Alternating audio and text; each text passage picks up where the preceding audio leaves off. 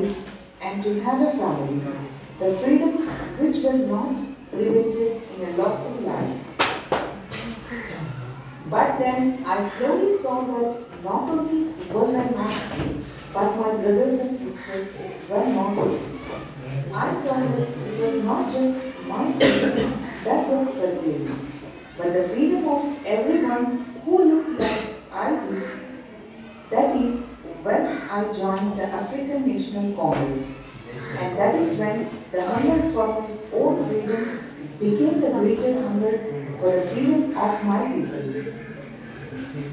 When he realized that not only his freedom, but the freedom of his people who were born of his color was also taken off, then he joined the African National Congress to fulfill the hunger of freedom for him and his people. It was this desire for the freedom of my people to live their lives with dignity and self-respect that animated my life, that transformed a frightened young man into a bold one, that drove a law-abiding attorney to become a criminal, that turned a family-loving husband into a man without a home, that forced a life-loving man to live like a monk. So, his wish to get freedom for him and his people changed his life. He changed from a frightened man to brave and bold, lawful lawyer to a criminal, and a loving husband to single man without home and family, and life-loving person to a monk. I am no more virtuous or self-sacrificing than the next man, but I found that I could not even enjoy the poor and limited freedoms I was allowed when I knew my family were not free. Freedom is indivisible. The chains on any one of my people were the chains on all of them. The chains on all of my people were the chains on me. He calls himself not much moral than the next person, but could not enjoy limitations in his freedom. It means when he realized that his people are not free, freedom is not separate, his people and him.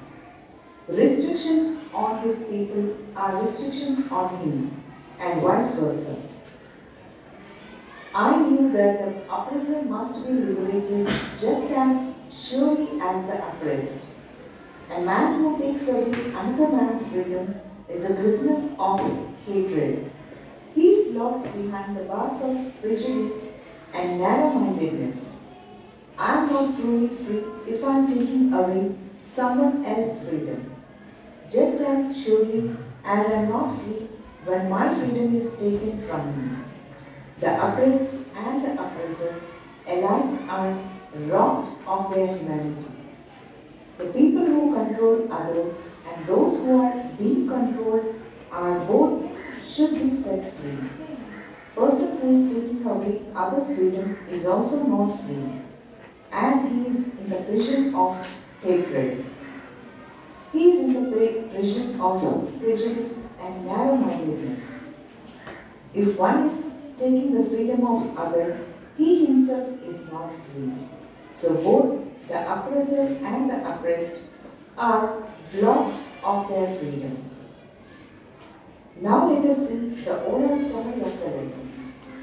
Nelson Mandela was born on July 18 in 1980 in Transkei, South Africa.